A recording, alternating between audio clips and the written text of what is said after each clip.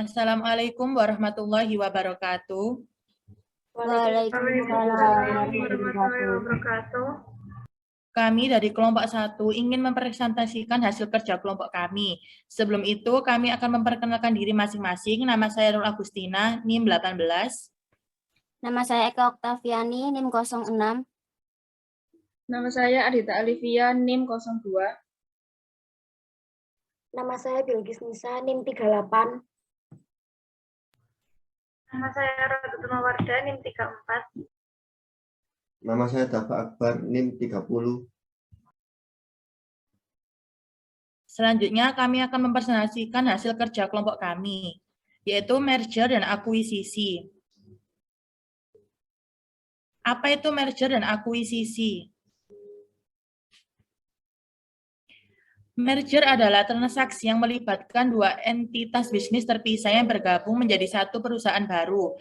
Merger dapat terjadi antara perusahaan, dan terkadang terorganisasi nirlaba. Alasan spesifik untuk mengatur merger dapat bervariasi, tergantung pada organisasi yang terlibat dan industri tempat mereka beroperasi. Salah satu alasan paling umum mengapa perusahaan memilih untuk bergabung adalah untuk menciptakan bisnis baru yang lebih kompetitif. Ini karena menggabungkan dua perusahaan bersama-sama dapat menggabungkan sumber daya, modal, dan jangkauan pasar mereka yang dapat menghasilkan kinerja yang lebih menguntungkan di industri. Perusahaan juga dapat bergabung untuk mengakses basis pelanggan yang lebih luas, karena perusahaan yang baru bergabung dapat memasarkan ke pelanggan dari kedua bisnis asli.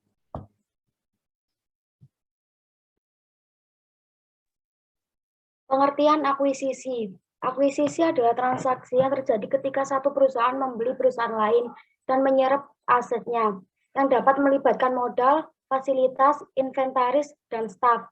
Sementara akuisisi secara teknis melibatkan satu organisasi bergabung dengan yang lain. Mereka biasanya menguntungkan perusahaan yang bertindak sebagai pembeli lebih dari perusahaan yang dijual. Ini karena setelah akuisisi selesai, perusahaan yang dibeli tidak ada lagi. Saat mengambil bagian dalam akuisisi, organisasi pembelian juga dapat membeli saham apapun yang mungkin beredar dari organisasi yang dibeli untuk memastikan mereka memperoleh kendali atas semua aset. Sebuah perusahaan yang mengakuisisi bisnis lain dapat memperoleh keuntungan dalam banyak hal, karena mereka mengambil semua aset perusahaan sebelumnya dan menerima akses ke pemegang saham dan basis pelanggan mereka. Bagaimana cara kerja merger dan akuisisi? Merger dan akuisisi melibatkan negosiasi yang panjang dan seringkali rahasia antara dua perusahaan. Perusahaan yang lebih besar dari dua perusahaan sering mengambil langkah pertama, diikuti dengan pertimbangan di antara dewan mereka. Berikut adalah langkah-langkah yang terlibat dalam merger atau akuisisi perusahaan. Yang pertama, pembuatan strategi merger atau akuisisi. Langkah pertama adalah menciptakan strategi yang kuat untuk memandu proses M dan A.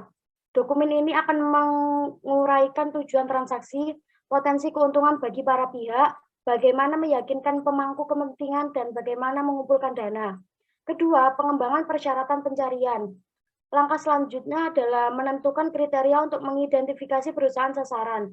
Persyaratan ini dapat bergantung pada bangsa pasar perusahaan yang lebih kecil, basis pelanggan, lini produk, rantai pasokan, atau penyebaran geografis. Ketiga, identifikasi target. Selanjutnya, pengakuisisi mengidentifikasi perusahaan yang memenuhi kriteria pencarian mereka. Ini dapat bergantung pada pangsa pasar, status keuangan, prospek, dan faktor lain yang dapat membantu perusahaan yang mengakuisisi mencapai tujuannya.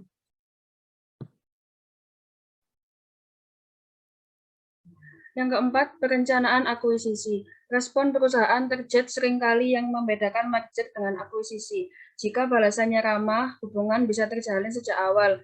Respon yang tidak ramah dapat menyebabkan pengambil alihan yang tidak bersahabat dari perusahaan lebih kecil. Yang kelima, penilaian. Jika perusahaan terjadi setuju untuk merger dan atau akuisisi, pengakuisisi meminta informasi tentang kesehatannya. Ini memberikan wawasan mendalam tentang keuangan perusahaan, kinerja, produk, dan metrik penting lainnya yang akan membantu perusahaan lebih besar membuat keputusan yang tepat di masa mendatang. Yang keenam, negosiasi. Jika pengakuisisi puas dengan penilaian perusahaan target, kedua belah pihak dapat memulai negosiasi.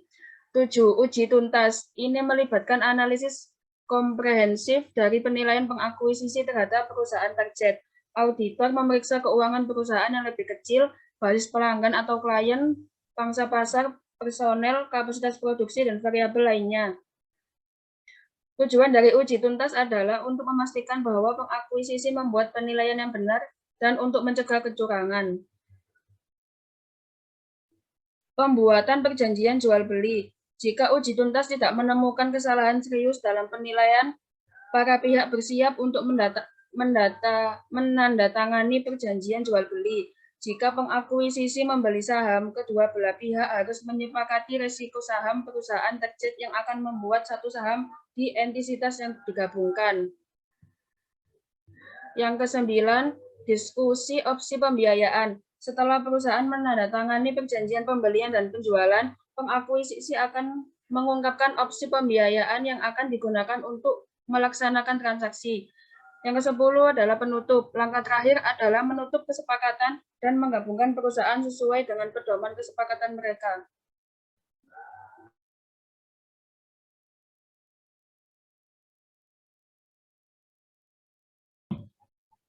Studi kasus PT Bank BCA Syariah dengan Bank Interim atau Rabobank Indonesia.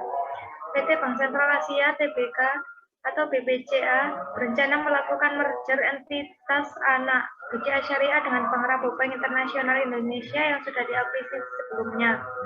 Bank tersebut kini bernama Bank Interim Indonesia. Dalam rangka merger ini, Bank BCA Syariah mengumumkan rencana pemecahan nilai nominal saham atau stock split. Sebelumnya, induk usaha BCA Syariah Bank Sentral Asia menyelesaikan akuisisi Bank Interim dari Kooperatif Rabobank UA atau CRUA.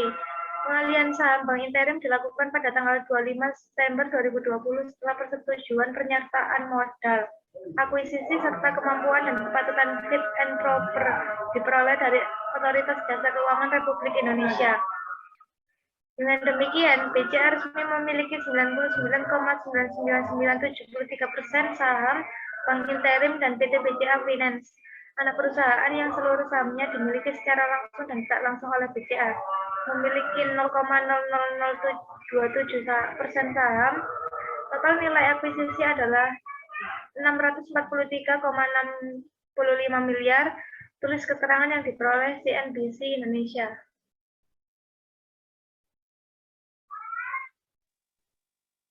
Blibli akuisisi pengolahan Rans Market.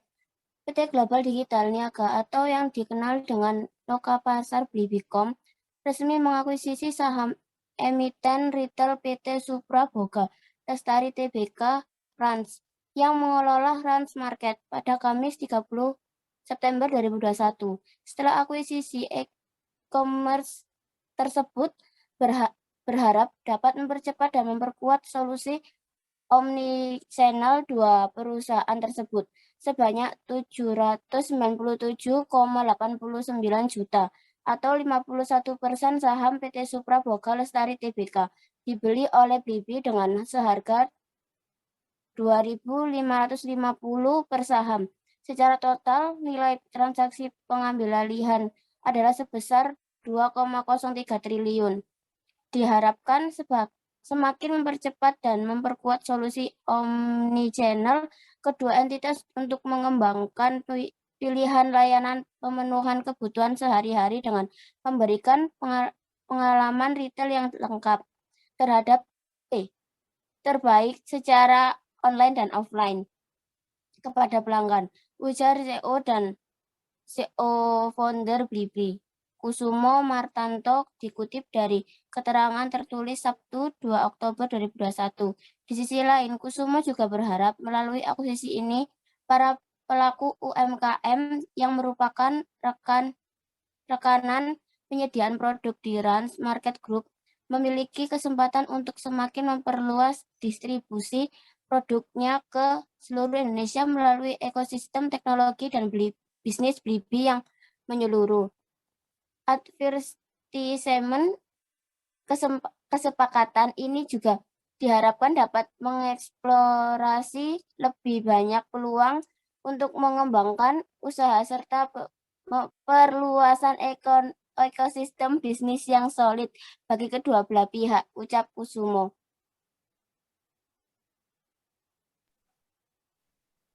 Pertanyaan mengenai kasus 1.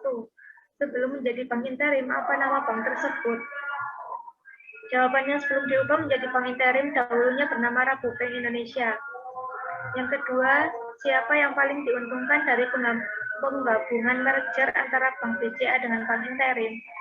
Jawabannya adalah yang paling diuntungkan adalah Bank BCA, karena resmi memiliki 99,999973% saham Bank Interim dan PT BCA Finance, anak perusahaan yang seluruh sahamnya dimiliki secara langsung dan tidak langsung oleh BCA, memiliki 0,00027% saham. Yang ketiga, mengapa Bank BCA dan Bank Interim memutuskan untuk bergabung? Dengan penggabungan tersebut, modal BCA Syariah semakin tebal. Hal ini tercermin dari modal ditempatkan dan disetor BCA Syariah per Juli 2020 akan meningkatkan dari 1,99 triliun menjadi 2,25 triliun pasca penggabungan. Melalui merger tersebut, seluruh aset, liabilitas, dan ekuitas Bank Interim akan segera masuk ke BCA Syariah.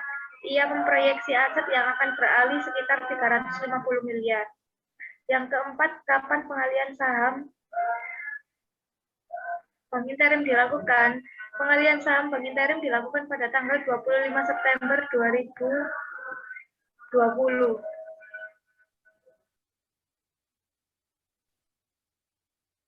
Pertanyaan mengenai kasus 1. Di mana letak kantor pusat Rabu Bank Indonesia? Kantor berpusat di Jalan HR Rasuna Said Kaf 10 atau 7 nomor 6, Kota Jakarta Selatan, DKI Jakarta. Bagaimana proses penggabungan antara Bank BCA dengan Bank Interim? Akhir September lalu, Bank Interim telah resmi diakuisisi oleh BCA. Proses akuisisi Bank Interim oleh Bank BCA telah dimulai sejak akhir tahun lalu.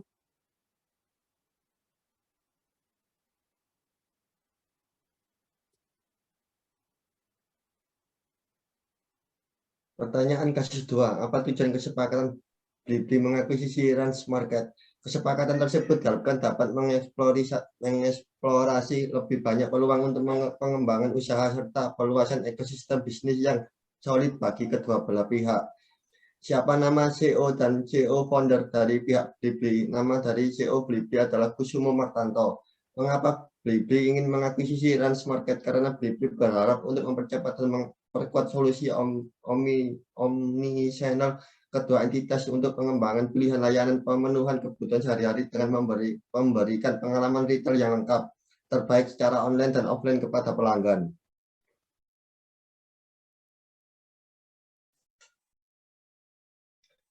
Kapan PT Global Digital Niaga resmi mengakuisisi saham emiten PT Supra Boga Lestari, yaitu pada Kamis 30 September 2021, di mana letak kantor pusat dari PT Digital Niaga atau Blibi.com. Kantor pusat Blibi bermarkas di Jakarta Barat. Bagaimana harapan Kusumo selaku CEO Blibi mengenai pengakuisisian Rans Market? Kusumo juga berharap melalui akuisisi ini para pelaku UMKM yang merupakan rekanan penyedia produk di Rans Market Group memiliki kesempatan